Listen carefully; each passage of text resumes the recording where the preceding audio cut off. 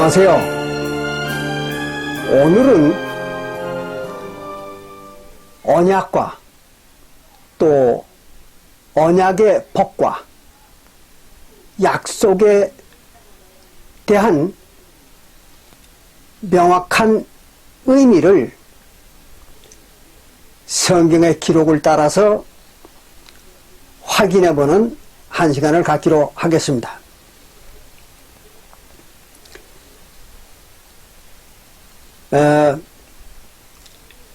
성경에는 언약이라는 말이 자주 나옵니다. 또 뿐만 아니라 언약의 법 또는 언약의 말씀이라고 하는 말도 자주 나와요. 그리고 또 약속이라는 말도 나옵니다.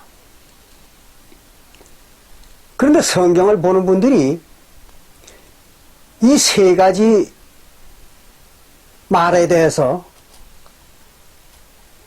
그 명확한 의미를 알지 못해가지고 혼동을 겪는 경우가 많이 있습니다. 그러다 보니까 성경을 전혀 그 엉뚱한 내용으로다가 인식을 하게 되는 그런 폐단이 생겼던 겁니다. 그래서 오늘은 그런 폐단을 없애기 위해서 언약과 또 언약의 법, 즉 언약의 말씀입니다. 그것과 또 약속이라는 말과 이런 그 성경적 의미를 확실하게 구분해드리는 한 시간을 갖기로 하는 것입니다. 먼저 언약에 대해서 말씀을 드리면 성경에서 말하는 언약이라는 건 하나님과 즉 이스라엘 신입니다. 이스라엘 신과 그의 백성들 사이에 쌍무적인 계약을 갖다가 언약이라고 그렇게 말합니다. 다시 말하면 이스라엘 신과 또 이스라엘 신의 백성들이 서로 무엇인가를 주고받는 약속입니다. 그것이 성경에서 얘기하는 언약입니다.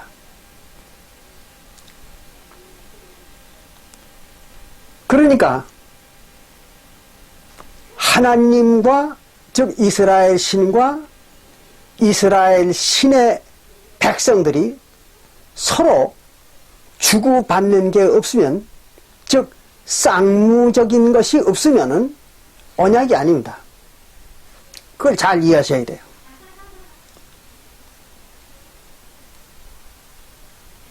그러면 옛언약의 시작은 여러분들이 잘 아시는 것과 마찬가지로 아브라함 때 아브라함과 아브라함의 후손들 에게 하나님이 언약을 세웠죠. 그래가지고 이스라엘 신, 즉 이스라엘의 하나님과 아브라함의 후손들 사이에 언약을 세운 거예요. 그때에 그 이스라엘 신과 아브라함의 후손들 사이에 서로 주고받는 것이 있었습니다. 그게 무언가 그러면 여러분들도 잘 아신 바와 마찬가지로 창세기 17장 7절부터 14절에 기록하기를 이렇게 기록을 했습니다. 이스라엘 신이 아브라함의 후손들에게 뭘 준다고 약속을 했는가 하면 가나안 일대를 영토로 주겠다고. 즉 생활의 기반, 기업입니다. 그걸 주겠다고 약속을 했죠. 그 대신 아브라함의 후손들은 뭘 하나님에게 하라고 그랬는가 하면 할례라는 표징, 증표 또는 증거라고도 하는 그 할례라고 하는 언약의 법을 지키라고 이렇게 요구를 한 겁니다. 그러니까 아브라함의 후손들은 하나님에게 할례를 행하는 의무가 있었던 거예요. 그리고 하나님은 아브라함의 후손들에게 가나안 일대를 영토로 주고 또 그들의 신이 되어주겠다는, 즉 하나님이 되어주겠다는 그 약속을 했던 것입니다. 그러니까 하나님은 반드시 아브라함의 후손들에게 가나안 일대의 영토를 주었어야 되는 거죠. 훗날에 주었잖아요. 그리고 하나님의 그들이 할례를 행하면 하나님의 그 이스라엘 자손들의 하나님이 되어줘야 되는 것입니다.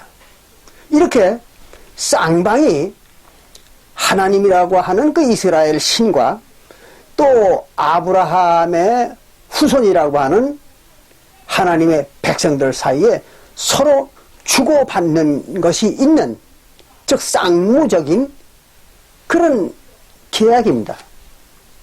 그걸 언약이라고 그러는 겁니다.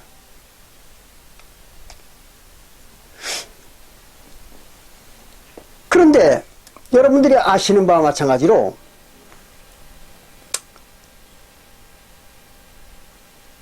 아브라함의 후손들이 야곱 때에 이르러 가지고 애굽으로다가 이주를 했죠. 그리고는 애굽에서 약 430년 동안을 살았습니다. 근데 그 430년 동안 사는 동안 아브라함의 후손들이 하나님에게 약속한 그 할례를, 즉 증표, 언약의 증표인 할례를 안 했던 겁니다.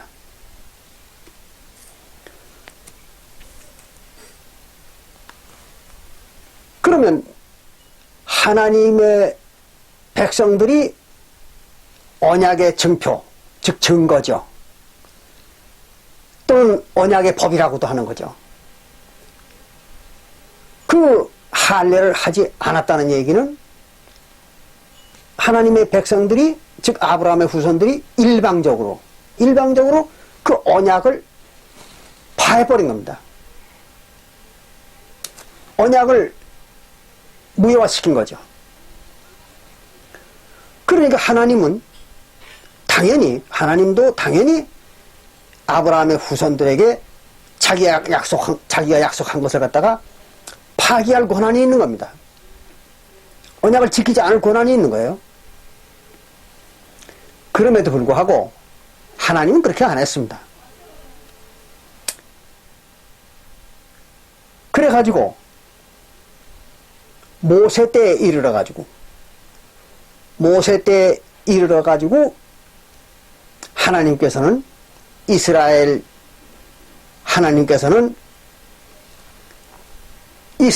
백성들과 다시 언약을 맺자고 얘기하는 겁니다. 너희들이 언약을 파했으니까 그 파한 언약 말고 다른 언약을 또 맺자, 그렇게 얘기를 하는 것입니다. 그때의 그 다른 언약이 어떤 언약이냐 그러면 모세와 이스라엘 백성들이 하나님 이스라엘 신과 맺은 언약입니다. 광야에 나와가지고.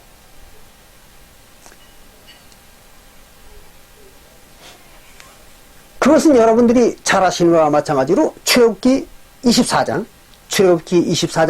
3절부터 8절에 보면 자세히 기록이 되어 있죠. 그때 이제 하나님이 언약의 조건을, 즉 약속의 그 계약의 조건을 바꿨습니다. 하나님이. 어떻게 바꿨는가 하면 창세기 17장 7절부터 14절에서 아브라함과 하나님이 언약을 맺을 때에는 언약의 법, 즉 증표죠. 언약의 증거. 그것이 간단했어요. 한 가지뿐이었잖아요. 할례만 행하라. 그것도 남자들만. 할례만 행하면 내가 너희들에게 가나안 땅을 주고 그리고 하나님이 되어주겠다. 이렇게 언약을 맺었잖아요. 근데 하나님의 백성들인 아브라함의 후손들이 일방적으로 하나님과 맺었던 언약을 파기해버렸으니까. 그래서 하나님이 그 벌루다가 징벌루다가 모세율법을 더 보태준 것입니다. 그러니까 지키기가 아주 어려운, 더 어려운 모세율법을 보태준 겁니다. 할례에다가. 그게 바로 모세율법이죠. 그렇게 아주 언약을 다시 맺자고 이제 약속을 한 거예요. 하나님이 이제 제안한 겁니다. 그러니까 이스라엘 백성들은 그런 상황에서는 선택의 여지가 없잖아요. 왜? 자기들이 잘못해놨으니까. 그래서 이제 하나님이 제안하는 그 언약을, 새로운 언약을 다시 맺었던 것입니다. 그게 이제 출애굽기 24장 3절부터 8절에서 이스라엘 백성과 하나님이 언약을 맺는 그 새로운 언약입니다. 그래서 그 새로운 언약에는 할례의 법을 제외한 나머지 아주 복잡하고 난해한 그 모세율법을 갖다가 더 보태준 거죠. 그 말이 갈라디아서 3장 19절에 기록하고 있죠. 사도 바울이. 즉 이렇게 얘기했습니다. 사도 바울이. 모세율법은 무엇이냐? 즉 모세율법은 왜 만들어졌느냐?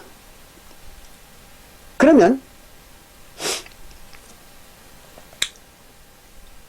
이스라엘, 즉 아브라함의 후손들, 즉 이스라엘 백성들이죠. 이스라엘 백성들이 범법함을 인하여 범죄를 하였기 때문에, 즉 할례의 법을 지키지 않았기 때문에, 그렇기 때문에 더하여진 것이라, 그렇게 설명을 했죠. 갈라디아서 3장 19절에서. 그러니까 아브라함의 후손들이 할례를 하지 않은 그 죄 때문에 율법을 더 보태준 거예요. 그런데 이게 이제 문제입니다. 그 율법을 가져나 아브라함 때 할례의 언약의 법을 주었는데도 그것도 못 지켰던 이스라엘 민족이잖아요. 근데 거기다가 또 모세율법까지 더 보태줘 버렸으니까 이스라엘 백성들이 더 못 지킬 거 아니에요. 당연한 거잖아요. 그래서 물론 이스라엘 백성들이 시나이 반도에 나와가지고 하나님이 요구하는 대로 언약을 맺었습니다. 왜? 자기들은 이제 선택의 여지가 없이 불갑을 가나안 땅으로 가야 되니까. 그래서 가나안 땅을 얻기 위해서 또 하나님이라는 그 전지전능한 신의 백성이 되기 위해서 그 하나님의 언약의 요구를 갖다 수락했던 거죠. 그래서 언약을 맺은 겁니다. 그때도 역시 쌍무적인 계약이죠. 쌍무적인 계약. 이게 언약은 반드시 쌍무적인 계약이라 해야 된다는 걸 여러분들이 명심하셔야 됩니다.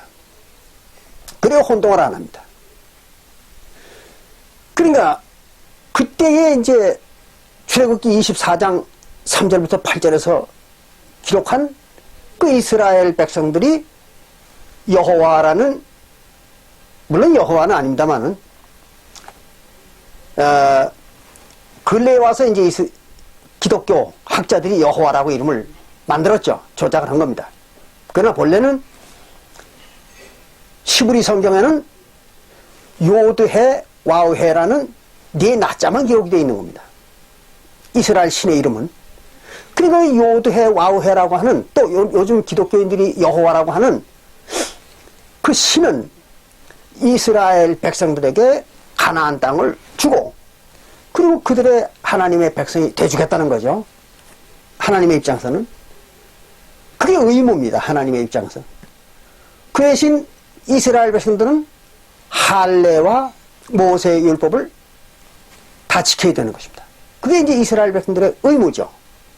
그러니까 이렇게 쌍무적인 하나님과 하나님의 백성들인 그 사람들 사이에, 그 사이에 쌍무적인 계약을 맺는 것입니다. 그게 언약이죠. 어쨌든 이렇게 해서 계약을 다시 맺었죠. 그러니까 그때부터는 계약을 시나이 반도에서 모세와 이스라엘 백성들이 하나님과 이스라엘 신과 계약을, 언약을 맺고 난 후에는 무엇이 언약의 징표가 됐을까요? 모세율법이죠. 그렇죠? 모세율법이 증거, 즉 증표가 됐던 거죠. 그래서 출애굽기 16장 34절에는요, 출애굽기 16장 34절에는 10계명을 갖다가, 10계명 돌판을 갖다가 증거판, 그렇게 얘기했습니다. 그게 무슨 말이에요? 10계명 돌판을 증거판, 이렇게 얘기한 것은 10계명이 증거라는 얘기잖아요. 그렇죠? 무슨 증거일까요? 하나님과의 언약의 증거죠. 그러면 왜 10계명만 언약의 증거라고 했을까요? 출애굽기 16장 34절에서. 그것은 전번에도 제가 말씀을 드렸습니다마는 10계명은 모세율법의 강령입니다. 강령. 즉 우리나라로 말하면은 헌법과 같은 기초적인 법령입니다. 그리고 이제 그 10계명인 강령을 다 지키기 위해서는 모세율법이라는 하위법이 있었던 거죠. 그렇기 때문에 그 모세율법이나 10계명이나 같은 겁니다. 저와 똑같은 거죠. 현재 우리 한국에도 헌법이 있잖아요. 그런데 그 헌법을 지키기 위해서 뭐가 있습니까? 율법이 있지 않습니까? 그리고 그 밑에 율법 밑에는 또 많은 법령과 조례와 이런 것들이 있잖아요. 그럼 그 많은 법령과 조례와 이런 것들은 헌법과 어떤 관계일까요? 도로 같은 거죠. 헌법을 지키기 위한 하위법이니까. 그래서 헌법과 우리나라의 모든 법령과는 동일한 것입니다. 그와 마찬가지로 10계명과 모세율법은 같은 것입니다. 그래서 이제 모세율법도 증거라고, 10계명을 증거라고 했으면서도 또 모세율법도 증거라고 이렇게 얘기했습니다. 어디 그런 말이 있는가 하면 신명기 31장 24절부터 26절에 신명기 31장 24절부터 26절에 볼 것 같으면은 모세가 모든 율법을 다 책에다 기록해 가지고 제사장들에게 주면서 이것을 성소에 보관하고 증거를 삼으라 그랬어요. 그렇죠? 이 모세의 율법을 책에다 다 기록해가지고 제사장들에게 주면서 뭐라고 말을 했는가 하면 이 율법을 성소에 보관하고 대대로 증거를 삼으라 그랬습니다. 무슨 증거일까요? 언약의 증거죠. 그렇잖아요. 언약의 증거를 삼으라는 거예요. 그러니까 옛 언약의 증거는 십계명과 모세율법이죠. 그렇잖아요. 그럼 그게 표징이죠. 증표. 똑같은 얘기입니다. 증표, 표징, 증거. 똑같은 말입니다. 그러니까 우리가 여기서 뭘 알아야 되는가 하면 증거라고도 하고 표징이라고도 하고 징표라고도 하는 율법. 또 이것을 갖다 계명이라고도 그럽니다. 왜? 지키라고 준 명령이라고 해서 계명이라고 이렇게 얘기합니다. 명령으로 준 계율 그런 얘기입니다. 계명. 그 계명이라고도 하고 율법이라고도 하고 또는 증거라고도 하고 증표라고도 하고 표징이라고도 하는 그것이 이제 바로 십계명과 모세 율법이었던 거죠. 그럼 아브라함 시대의 증표는 아까 보니까 창세기 17장 11절에 창세기 17장 11절에 볼 것 같으면은 할례가 증표라 그렇게 기록이 되어 있습니다. 할례가 증표라. 그러니까 아브라함 때부터 모세 때까지는 할례 받는 것이 율법이고 또 할례 받는 것이 언약의 증표고 표징이었던 거죠. 증거였던 겁니다. 언약의 증거. 이렇게 얘기를 하고 보니까 언약이 뭔지 언약의 법이 뭔지 즉 증거라고도 하고 증표라고도 하고 표징이라고도 하는 언약의 법 율법이라고도 하고 계명이라고도 하는 거죠. 그것과 언약이 뭔가는 여러분들이 이제 구분이 되겠죠. 언약은 쌍무적인 그게 언약입니다. 그리고 언약의 법이라는 건 즉 증거라는 건 언약의 법이라고도 하고 계명이라고도 하는 증거는 율법을 말하는 것입니다. 그래서 표징이라고도 하고 증거라고도 하죠. 증표라고도 하죠. 뭐에 대한? 언약에 대한. 언약의 증거와 언약과는 다른 것입니다. 그걸 잘 아셔야 돼요. 그러나 일반적으로 우리가 보면 언약과 언약의 증거는 엄연히 다른 것입니다. 개념적으로. 개념은 다르지만 실체적인 입장에서 볼 때는 언약의 실체가 언약의 증거입니다. 즉 율법이죠. 누구 입장에서 볼 때? 하나님의 백성들의 입장에서 볼 때 그런 겁니다. 하나님의 입장에서 볼 때는 그게 아니죠. 하나님 입장에서 볼 때는 언약이 율법이 되지는 않습니다. 하나님은 하나님이 지켜야 될 하나님이 의무를 가져야 될 일이 따로 있으니까. 그러나 하나님의 백성들의 입장에서 볼 때에는 언약 그 자체가 언약의 실체가 그 내용이 언약의 내용이 바로 율법입니다. 언약의 조건이니까. 그렇잖아요. 그래서 언약과 언약의 법은 같은 말이지만 그러나 개념상으로는 명확히 구분이 되는 것입니다. 그걸 여러분들이 잘 이해하셔야 돼요. 안 그러면 이거 혼동을 합니다.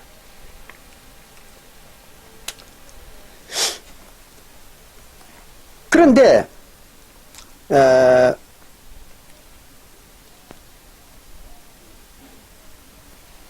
이와 같이 구약 시대에는 이제 아브라함 때와 모세 이후에 언약과 언약의 증거가 바뀌었죠. 달라졌던 것입니다. 그러나 어쨌든 달라졌던 어떻게 됐든 간에 두 번째 하나님과 이스라엘 백성 사이에, 즉 이스라엘 신과 이스라엘 백성 사이에 세웠던 언약, 모세 때 세운 언약이죠. 출애굽기 24장 5절과 8절에서 세웠던 그 언약도 역시 이스라엘 백성들이 파기를 해버렸습니다. 이스라엘 백성들이 파기를 했다는 얘기가 무슨 말입니까? 안 지켰다는 얘기죠. 일방적으로. 하나님의 승낙도 없이 일방적으로 안 지켜버렸던 겁니다. 못 지킨 거죠, 사실은. 안 지킨 게 아니라. 너무 어려워서. 그렇기 때문에 여러분들이 잘 아신 바와 마찬가지로 갈라디아서 2장 14절에서는 사도 바울이 이렇게 얘기했죠. 육신으로 모세율법을 다 지켜서 의롭게 될 자는 아무도 없다 그랬잖아요. 그만큼 모세율법은 어려웠던 것입니다. 지킬 수가 없었던 거예요, 인간이. 물론 하나님은 그걸 알고 준 겁니다. 못 지키도록. 그래서 어쨌든 간 못 지킨 겁니다. 그러니까 이스라엘 백성들이 하나님과의 언약을 일방적으로 또 파기했던 것이죠.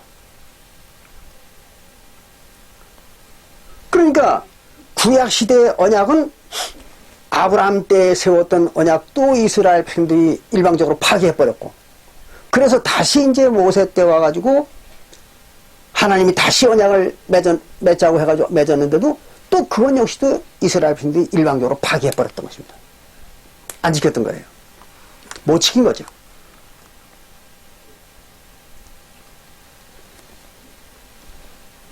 그래서 그것을 갖다가 그 이스라엘 신이 이스라엘 민족에게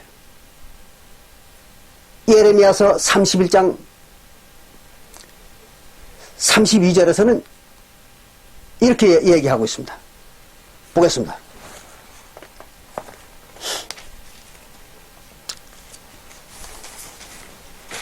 예레미야서 31장 32절에서는 이렇게 얘기하고 있습니다. 나 여호와가 말하노라.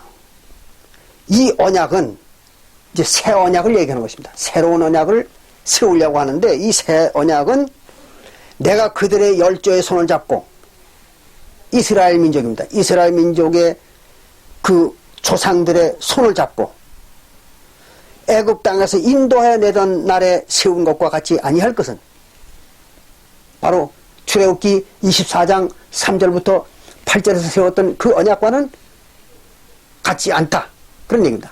다른 걸 세운다 이거죠. 새 언약을. 왜 그러는가 하면 내가 그들의 남편이 되었어도, 그것은 내가 그 이스라엘 백성들, 즉 아브라함의 후손들의 남편이 되어 주었어도 하나님이 남편이 되어 준 거예요, 그들의. 그러면 하나님의 아내는 누굴까요? 하나님의 아내, 이스라엘 백성들이었겠죠. 그렇잖아요. 이스라엘 백성들의 남편이 되어 줬던 겁니다. 그러니까 하나님의 부인은 이스라엘 백성들이었던 것입니다. 그럼 신약 시대에는 하나님이 누구의 남편이 돼 줄까요? 새 언약의 성도들의 남편이겠죠. 그렇잖아요. 새 언약의 성도들의 남편이 돼 주는 겁니다. 그럼 새 언약 때 하나님의 아내는 누굴까요? 성도들이죠. 성도들입니다. 이걸 잘 아셔야 돼요. 근데 오늘날 어때요? 안상홍 증인회 같은 교회에서는 어떤 뭐 이상한 여자가 나타나가지고 지가 혼자만 하나님의 부인이라는 거예요. 또 자기는 특별한 하나님의 부인이라는 거예요. 뭐 하나님의 부인이 뭐 특별한 부인이 있고 뭐 덜 특별한 부인이 있겠습니까? 말도 안 되는 소리잖아요. 그따구로 사람들을 현혹하는 겁니다. 그게 바로 뭐예요? 종교 사기꾼이죠. 여러분들은 그런데 절대 속지 않길 바랍니다. 하나님의 부인은 하나님의 백성들입니다. 그런 것이지 어떤 특정 여자가 자기만 하나님 부인이라고 이따오 소리를 만들어가지고 사람들을 속이는 거는요, 종교를 이용해서 사기를 치는 겁니다. 그러니까 절대 그런 인간들에게 속지 않길 바랍니다. 자, 그래서 내가 그들의 남편이 되어서도, 즉 이스라엘 백성들의 남편이 되어졌는데도 그들이, 그 이스라엘 백성들이 내 언약을 파하였음이라 하겠어요. 하나님의 언약을 파해버렸단 말이에요. 이스라엘 백성들이. 무슨 언약입니까? 옛 언약이죠.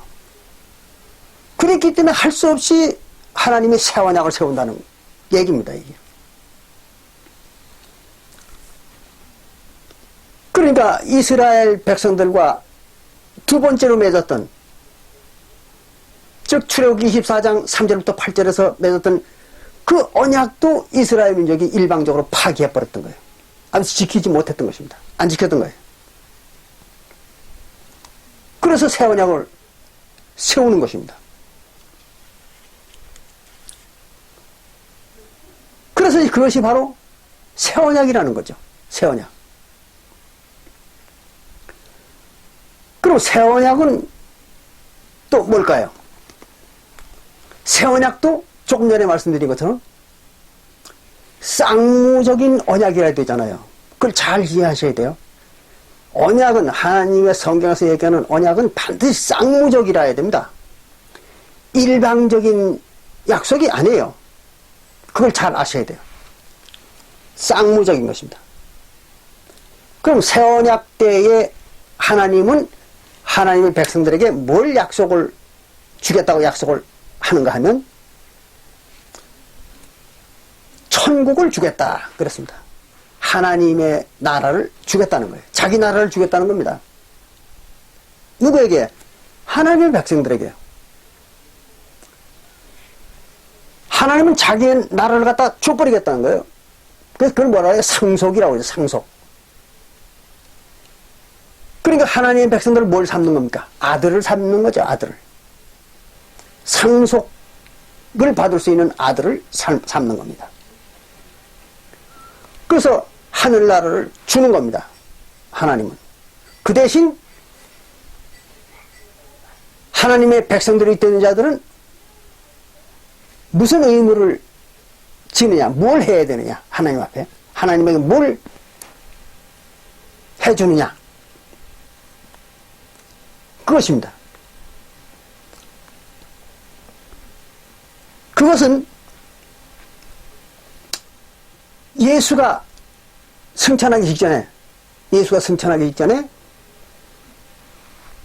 제자들에게 분부한 말이 있죠. 마태복음 28장 19절에서 너희들이 가서 제자를 삼아 아버지와 아들과 성령의 이름으로 침례를 주라 그랬잖아요. 침례를 주라. 근데 아버지와 아들과 성령의 이름이 뭐였습니까? 예수가 그렇게 간곡하게 제자들에게 가르쳤잖아요. 예수 그리스도라고. 예수라는 그 이름 자체가 아버지와 아들과 성령의 이름이라고. 그렇게 가르쳤잖아요. 즉 요한복음 8장 14절과 또 요한복음 14장 26절에서 아버지와 성령의 이름이 예수라고 가르쳤잖아요. 그리고 또 예수 자신이 자기가 아들로 이 세상에 왔다. 그렇게 얘기도 했잖아요.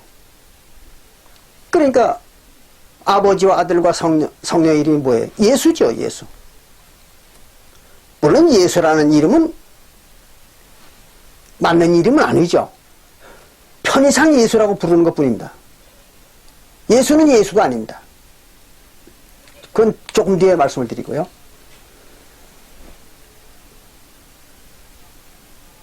이렇게 해서 그리스도의 이름이죠. 그러니까 마태복음 28장 19절 그리스도의 이름으로 침례를 행하라 그렇게 얘기했잖아요. 그리고 뭐 딴 거 하라는 말이 있었습니까? 없었잖아요.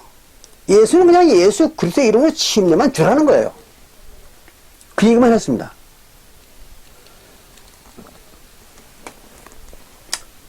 그런데 지난번에 우리가 살펴본 바와 마찬가지로 예수가 또 제자들과 유대인의 유월절을 지키는 날 밤에 마태복음 26장 26절부터 28절에 거기서 축사한 떡과 포도주를 먹이면서 제자들에게 이는 내 살이요 또 이 포도주는 많은 사람의 죄사함을 주는 나의 피, 곧 언약의 피다. 그렇게 말을 했던 거죠. 근데 이게 무슨 의미인지를 사람들이 몰랐던 거죠. 그것은 우리가 지난번에 살펴보니까 화목제였던 거잖아요. 화목제사. 그래서 마태복음 26장 28절에서 죄사함을 주는 것이다 그랬잖아요. 그 피가. 근데 로마서 3장 25절에서 무슨 피로 죄사함 준다고요? 화목제의 피로 죄사함을 준다 그랬잖아요. 또 같은 말을 요한일서 2장 2절과 요한일서 4장 10절에도 기록을 하잖아요.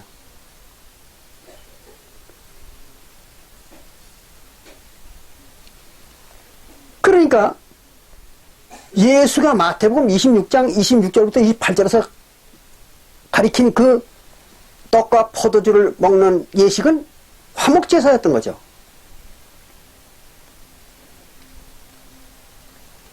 근데 그것이 죄사함을 주는 것이다.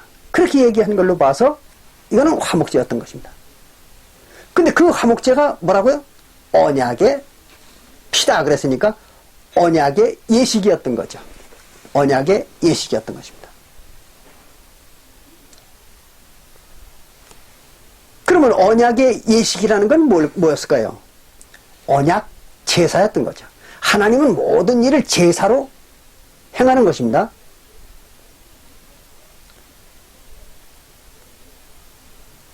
그래서 하나님은 모든 일을 제사로 행하는 거예요.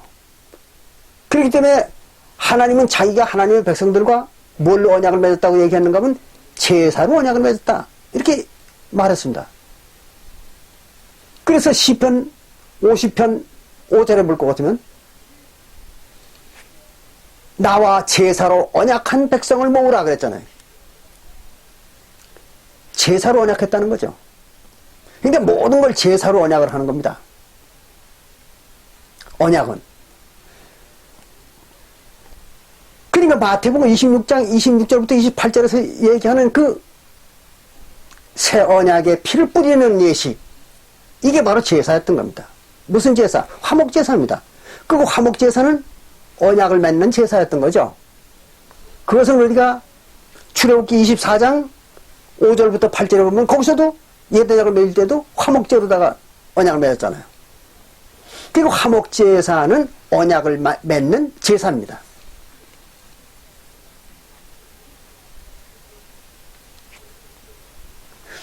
그렇다고 해서 화목제사 자체가 새 언약은 아닙니다. 그걸 잘 이해하셔야 됩니다. 화목제사 그 자체가, 떡과 포도주를 먹는 그 화목제사 자체가 새 언약이 아니에요. 새 언약은 하나님과 하나님의 백성들이 쌍무적인 언약을 맺는 게 새 언약이죠.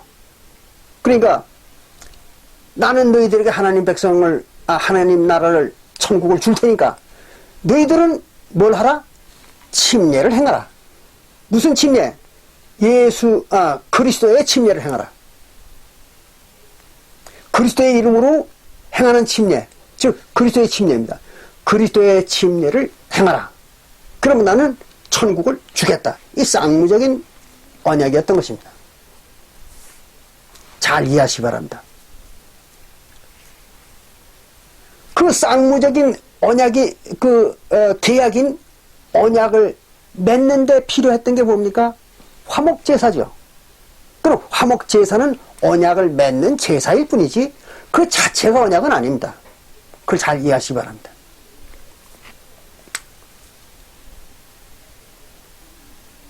그렇게 해서 이제 하나님이 새 언약을 맺는 것입니다. 뭘 가지고? 바로 그리스도의 침례를 가지고.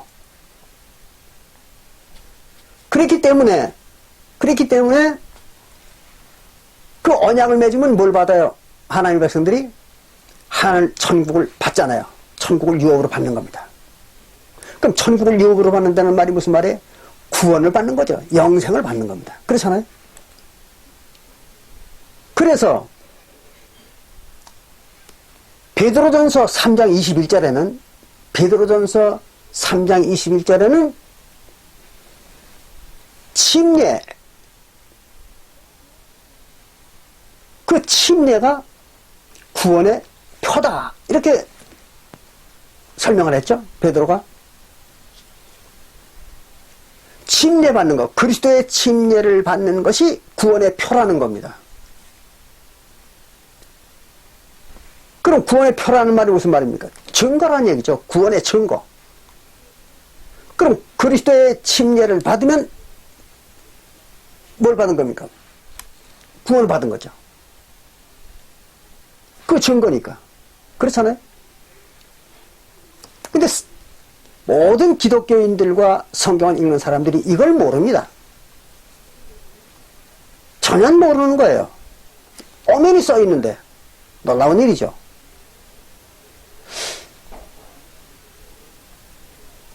그러니까 새 언약의 증거, 즉 증표죠. 새 언약의 증표, 증거, 표징 또는 언약의 법. 그건 뭡니까? 그리스도의 율법입니다. 그리스도의 침례. 그리고 그것을 갖다가 고린도전서 9장 21절에서는 뭐라고 했습니까? 그리스도의 율법이라고 그렇게 얘기한 거죠. 그 그리스도의 율법이죠. 구약 시대에는 모세의 율법이 그게 바로 언약의 증거죠. 그리고 언약의 증표고 언약의 표징입니다. 그럼 새 언약 시대에 구원받는 것이 뭡니까? 그리스도의 침례잖아요. 그래서 사도행전 2장 38절에 보면 늘 말씀드리는 겁니다. 사도행전 2장 38절에 사도 바울이 명쾌하게 기록을 해놨잖아요. 유대인들이 우리가 어떻게 하면 구원을 얻겠습니까? 이렇게 얘기하니까 베드로가 뭐라고 얘기합니까? 너희가 회개하여 예수 그리스도의 이름으로 침례를 받고 있습니다. 그리스도의 침례를 받고 그 다음에 죄사함을 받으라.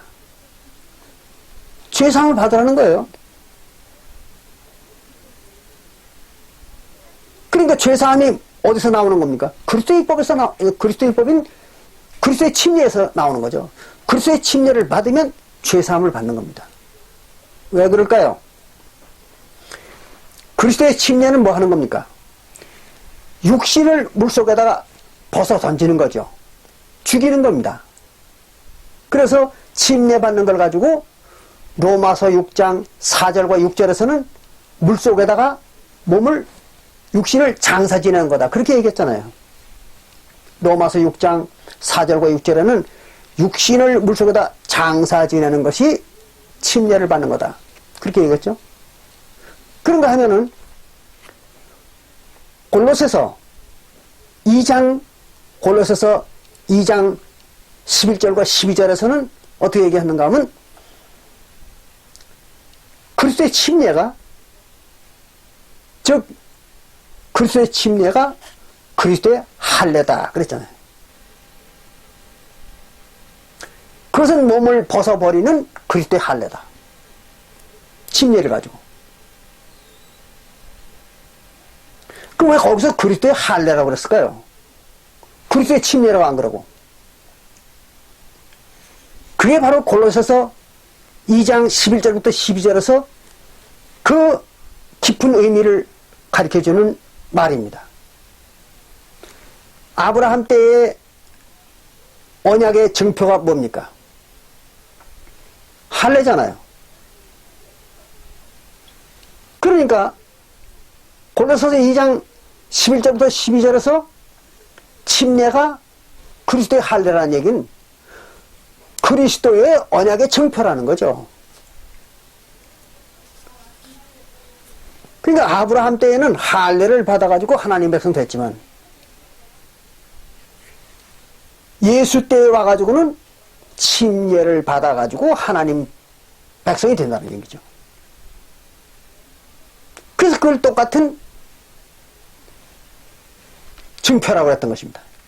그러니까 아브라함 때의 할례와 예수 때의 침례가 같은 거라는 거죠.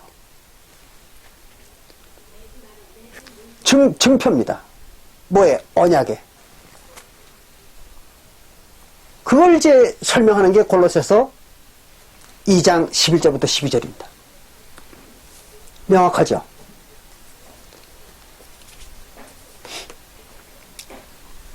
이렇게 해서 새 언약의 증거, 새 언약의 증거 또는 새 언약의 증표, 표징 또는 언약의 법, 율법, 계명, 그건 뭐예요? 예수 그리스도의 침례죠. 즉 그리스도의 이름으로 행하는 침례입니다. 그걸 잘 아셔야 돼요.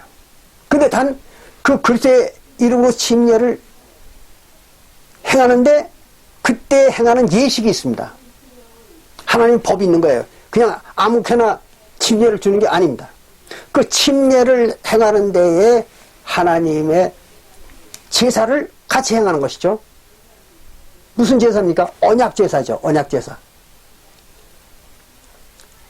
옛언약의 제사를 옛언약을 세울 때에 지냈던 그 제사, 화목제사죠. 출애굽기 24장 5절부터 8절에서 그때 화목제사를 지냈던 것처럼 새 언약을 세우는 데에도 제사를 행해야죠. 그게 이제 뭐냐 그러면 화목제사죠.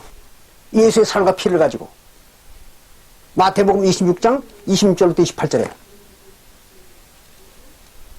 그래서 새 언약을 세우는데 즉 침례를 행하는 데에도 화목제사를 행하는 것입니다. 동시에 그 이유와 순서를 정확히 알아야 됩니다.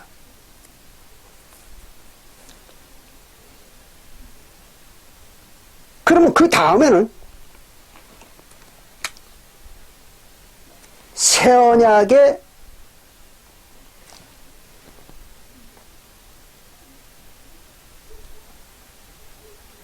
예식을 행하고 나서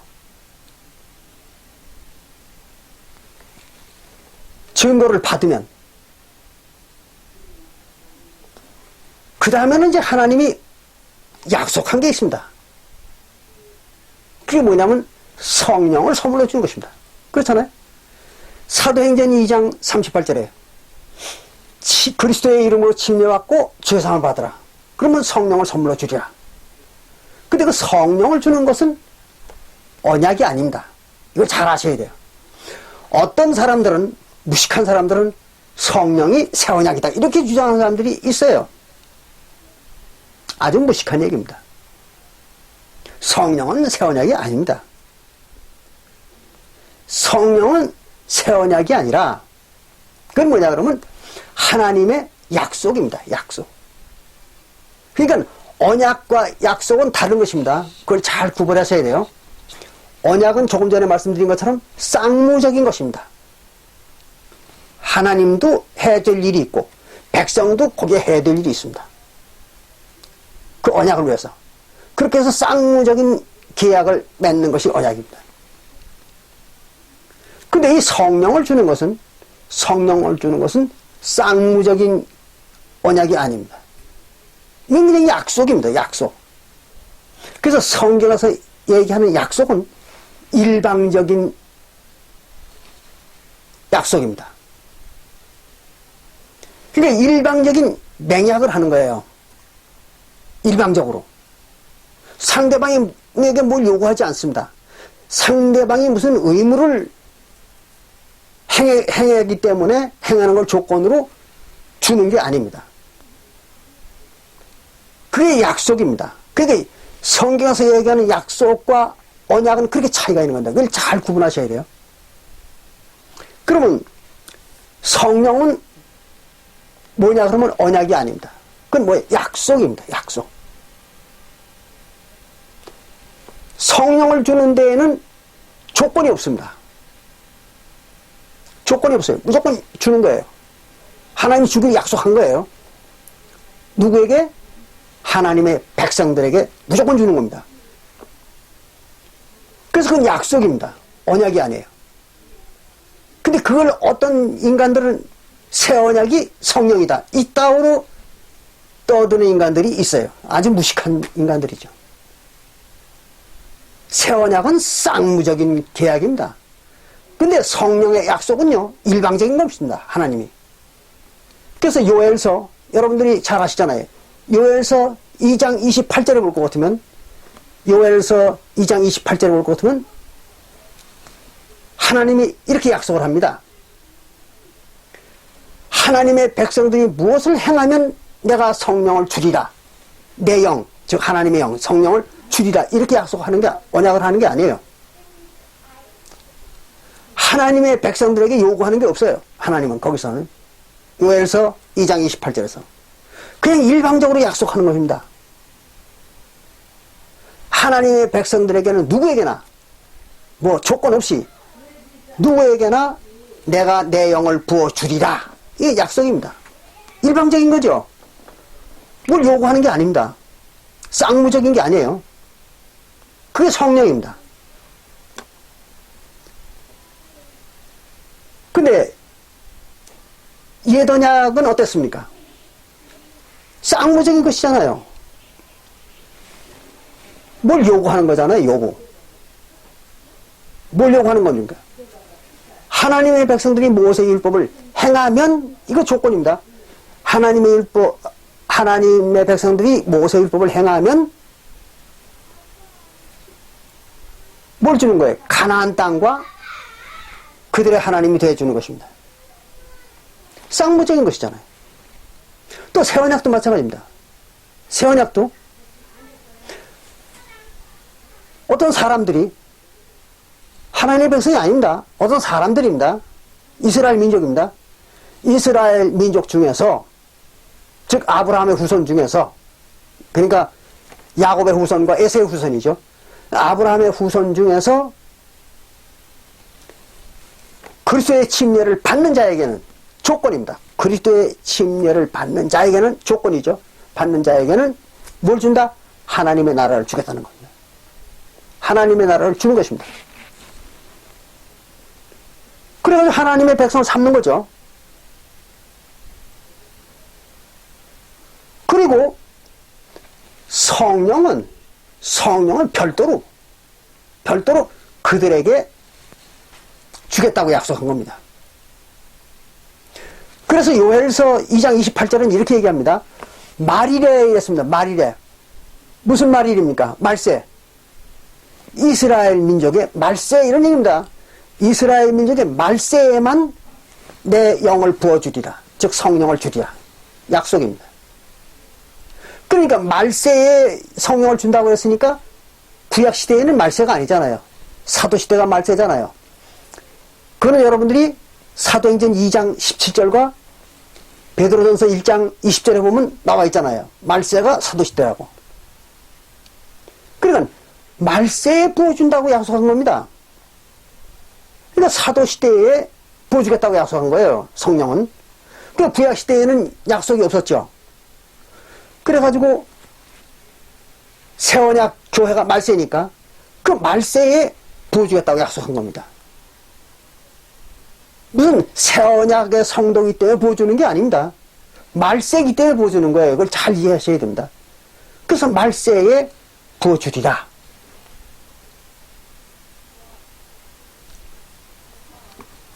그렇게 얘기한 거예요. 그렇기 때문에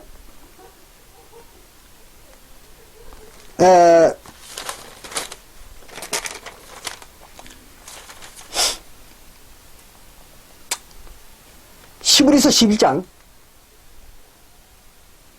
11장 39절에는 이런 말을 기록했죠. 구약시대의 모든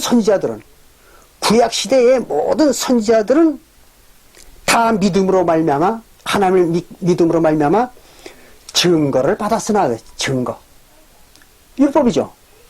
증거를 받은 거예요. 그들은 구약시대에는.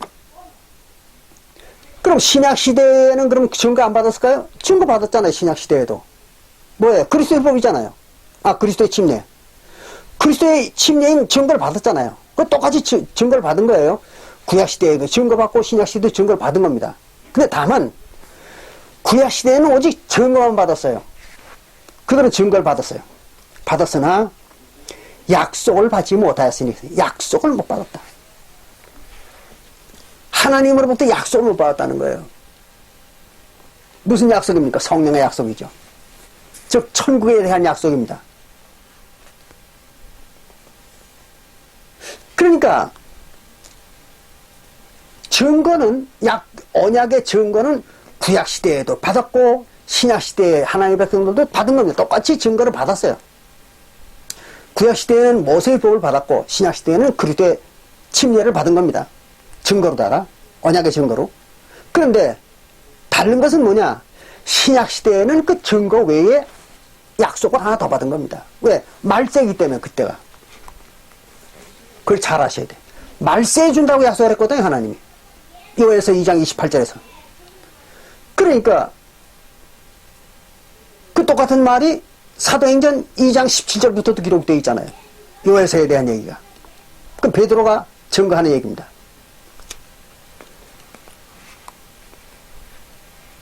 그러니까 성령에 대한 약속, 그것은 조건이 없는 거잖아요. 근데 증거는 어때요? 언약의 증거는, 그건 조건이 있어야죠. 조건을 지켜야 증거를 받는 겁니다. 그러나 약속은, 성령의 약속은 조건이 없는 거예요. 그냥 무조건 주는 겁니다. 누구에게? 말세의 하나님의 백성들에게. 그럼 말세의 하나님의 백성들이 누구예요? 사도교회 성도들이죠. 만약에 유대인들이 사도시대까지 하나님의 법을 다 잘 지켰다면은 그들도 뭘 받았겠습니까? 약속을 받았겠죠.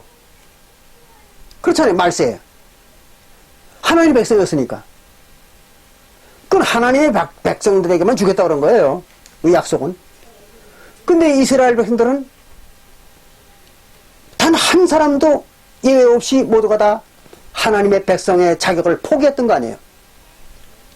즉 율법을 폐기했던 거 아니에요. 자기 스스로가. 그랬기 때문에 그들은 못 받은 겁니다. 뭐를? 약속을.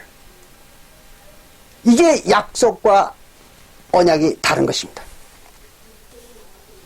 잘 아셔야 돼요. 그러면 여러분들의 이해를 도와드리기 위해서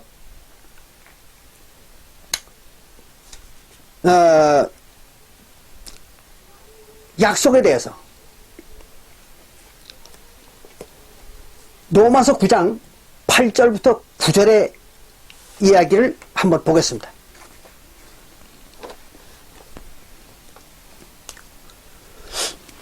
로마서 9장 8절부터 9절을 봅니다. 이게 바로 하나님의 약속이에요.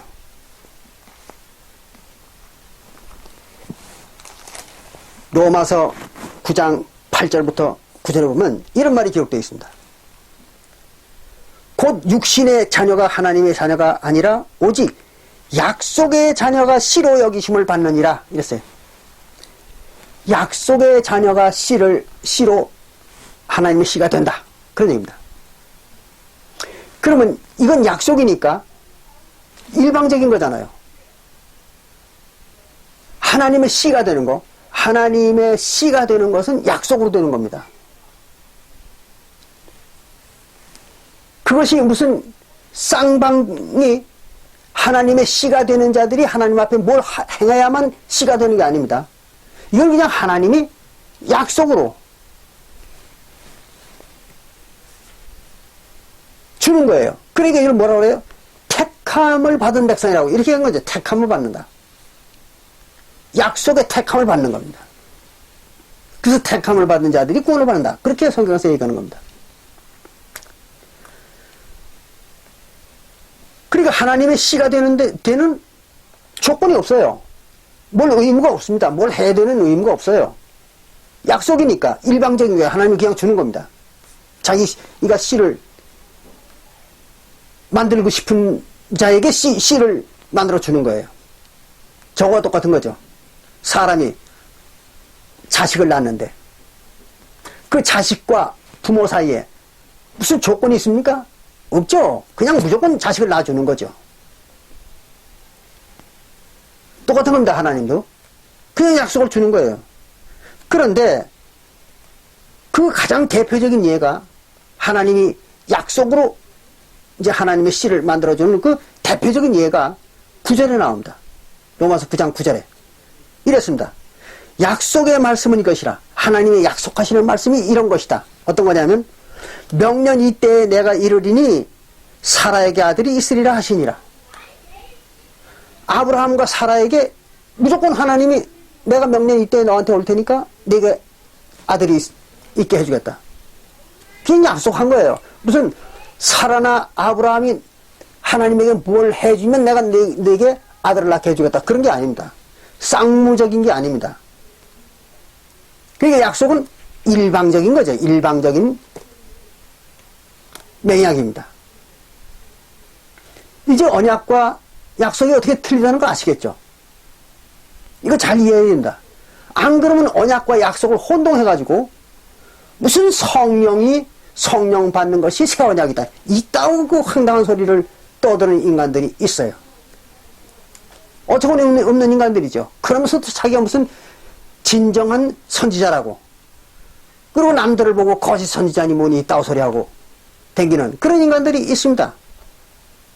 웃기는 인간들이죠. 자, 그런데 이제 마지막으로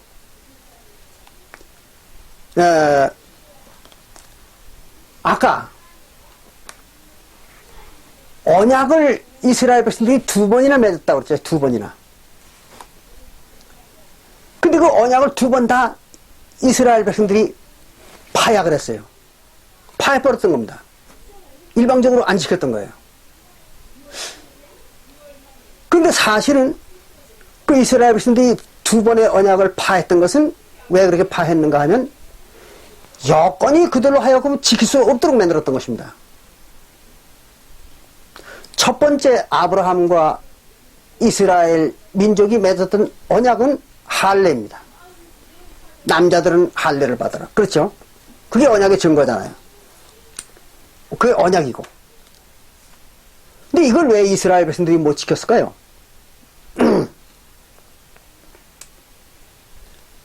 여러분들이 이걸 아셔야 됩니다. 할례는 언제 행하라고 되어 있는가 하면 성경에서는요, 낳은 지 8일 만에 남자들은 할례를 행하라. 그렇게 얘기를 하고 있습니다. 그런 레위기 16장 2절에도 나와 있습니다.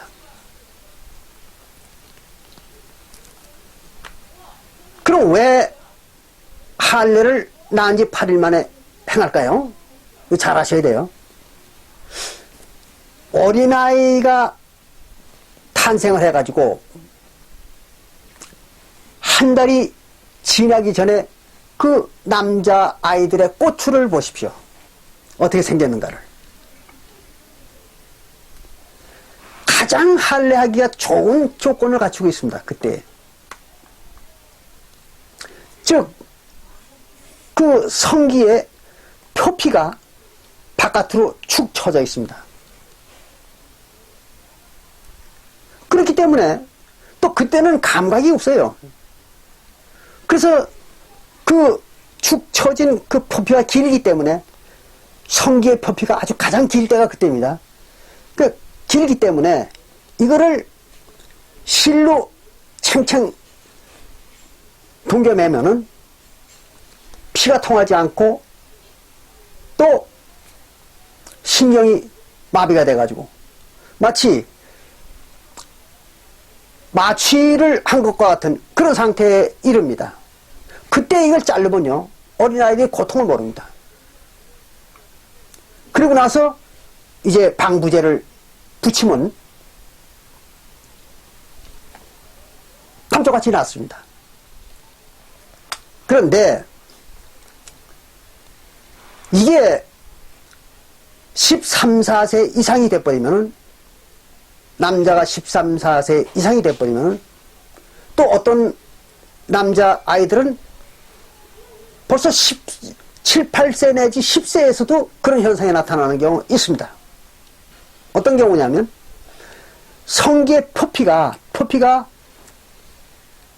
겉으로 말려 올라갑니다. 그리고 속에 알맹이가 나와요. 이렇게 되면 이 표피를 자를 방법이 없습니다.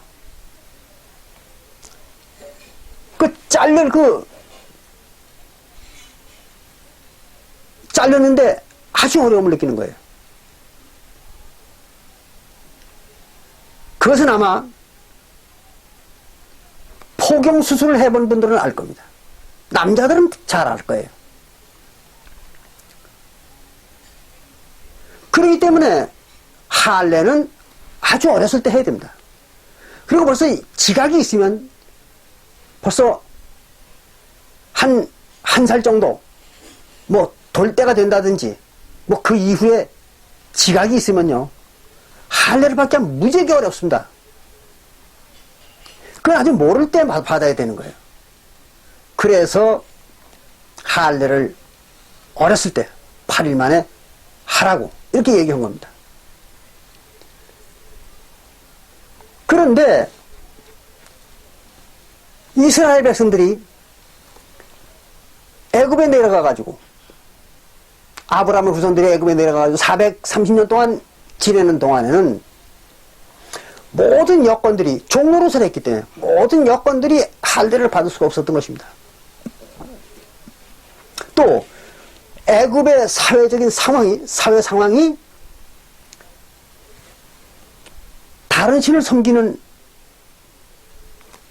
백성들이었기 때문에 그거를 따라가지 않을 수가 없었던 거예요. 생존을 위해서. 그러다 보니까 할례를 못했던 것입니다. 이스라엘 신이 이스라엘 민족으로 하여금 할례를 끝까지 하도록 만들려면 애굽을 잃어버리지 말았어야죠. 전지전능한 분이니까. 가나안 땅에 풍년이 들게 해줘가지고 거기서 잘 살게 해줬으면 되잖아요. 근데 왜 굳이 애굽으로 내려보냈을까요? 그거는 애굽으로 내려가야 그놈들이 언약을 파하게, 그렇기 때문에 그래서 애굽으로 내려보냈던 것입니다. 하나님이. 그 어쨌든 언약을 파한 거죠, 그들이. 또 모세 이후에는 모세율법을 지킬 그런 능력자는 인간들에게 아무도 없다고 그랬잖아요. 당연히 그건 파할 수밖에 없는 거죠. 그래서 이스라엘 백성들이 그 언약을 파했던 거 아닙니까? 그래서 예언약은 끝난 거예요. 이스라엘 백성들이 일방적으로 언약을 파기했기 때문에 아브라함 때 세웠던 언약이나 모세 때 세웠던 언약이나 예언약은 다 파해진 겁니다. 폐기가 된 거예요. 그래서 예수님 때 와가지고 이제 새 언약을 세운 거잖아요. 근데 새 언약을 세웠는데 문제가 있는 겁니다. 여러분들이 이걸 미처 생각 못했을 거예요. 뭔가 하면 새 언약은 아주 쉽잖아요. 너무 쉽잖아요. 그리스도의 이름으로 침례만 받으면 되지 않습니까? 그럼 성령은 약속으로, 선물로 그냥 주는 거니까. 그것도 딱 한 번이니까. 누구나 할 수 있잖아요. 얼마나 쉽습니까? 그리고는 아무런 뭐 할 일이 없잖아요. 침례 받고 나서는.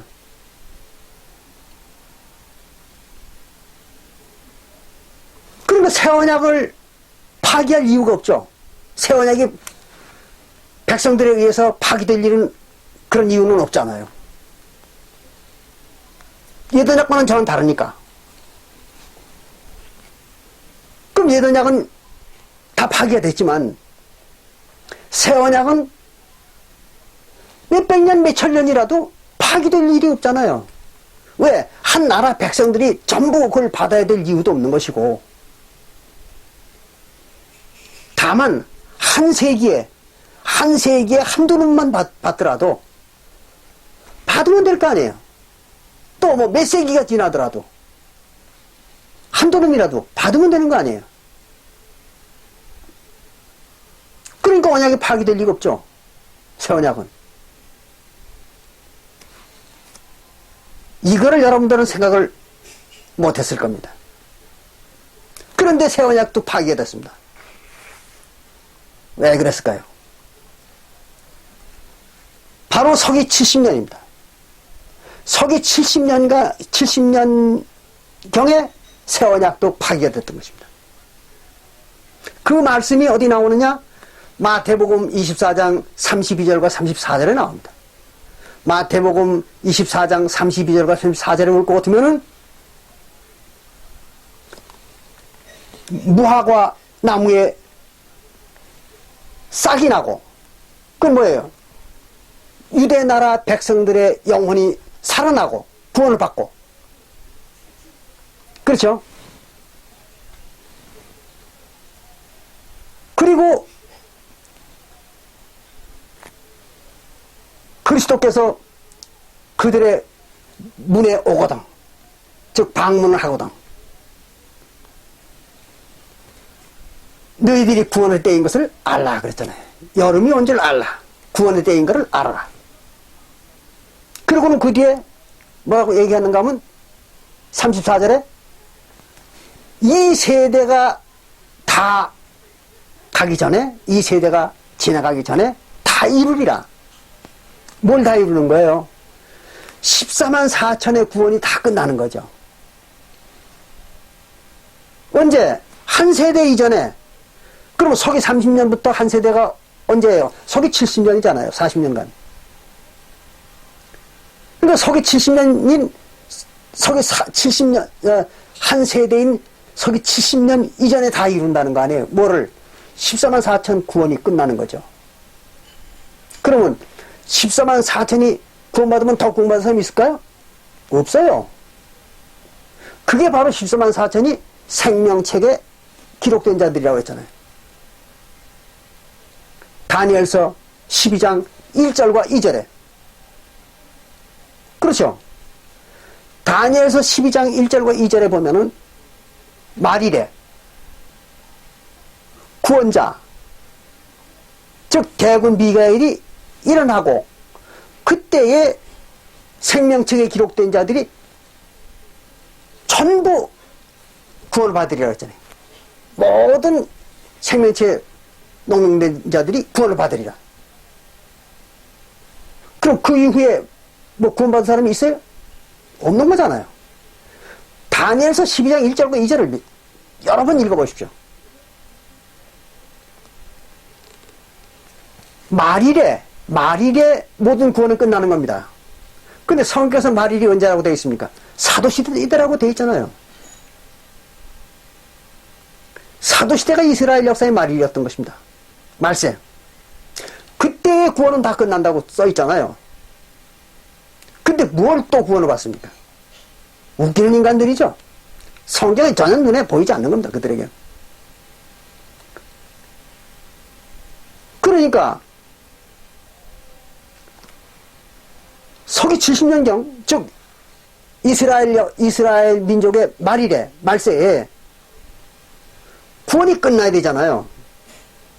다니엘서 12장 1절과 2절의 얘기나 마태복음 24장 32절과 34절에 나온 그 말을 종합해보면 구원은 서기 70년 이전에 끝나야 되는 것입니다. 이 세대가 가기 전에 다 이루자 그랬으니까. 그럼 그 뒤에는 구원을 받는 자가 없어야 될 거 아니에요.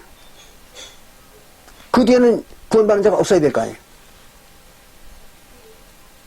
어떻게 해야 구원을 못 받게 할까요? 이걸 여러분들이 깨달았어야 되는 것입니다. 근데 모든 인간들이 이걸 전혀 상상도 못했던 일입니다. 침례는 풍습이니까 침례를 받았던 사실이 전해져 왔으니까 침례 받는 방법들은 다 알 거 아니에요. 그 침례만 받으면 다 구원받는데 뭐 그거 어떻게 끝내버려요. 그랬기 때문에 하나님이 서기 70년경에 끝내기 위해서 그리스도의 이름을 없애버렸던 것입니다. 그리스도의 이름이 사라지도록 했던 것이죠. 그러니까 구원 못 받은 거예요. 뭘로 침례를 받아야 구원을 받습니까? 그리스도의 이름으로 침례를 받아야죠.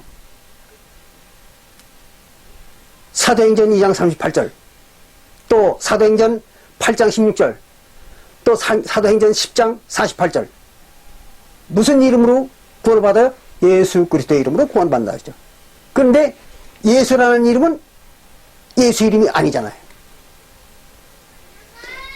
예수의 본래 이름은 서기 70년경에 없어졌던 것입니다. 그렇기 때문에 예수라는 이름이 조작된 이름이 나타나게 된 거죠. 그 예수의 본래 이름이 없으니까 구원이 없는 거죠. 그래서 서기 70년경에 예수의 이름을 하나님이 없애버렸기 때문에 구원이 끝난 것입니다. 이거를 여러분들 잘 아셔야 돼요. 그러니까 요한계시록 3장 12절에는 예수가 뭐라고 계시를 했어요? 요한에게 나의 새 이름을 이기는 자들에게 주겠다.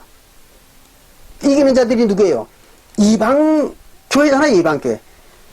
이방인의 교회에게 주는 그 계시입니다. 이건 유대인과는 관계없어요. 이방인의 교회. 그 이방인의 교회들이 누구예요? 에돔 자손들이죠. 에서의 자손들.